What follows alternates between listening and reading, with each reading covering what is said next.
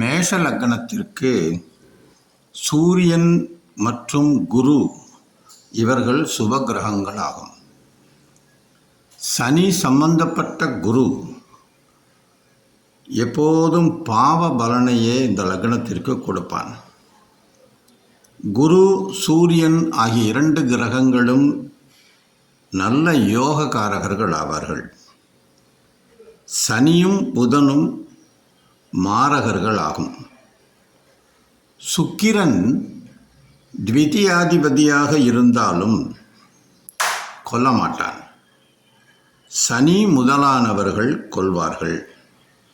மாரகஸ்தானமாகிய 2, 3, 7, 8, 12 ஆகிய இடங்களில் இந்த கிரகங்கள், இந்த மாரகஸ்தானாதிபதிகள் இருந்தால் மாரகத்திற்கொப்பான கண்டங்களை கொடுப்பார்கள்.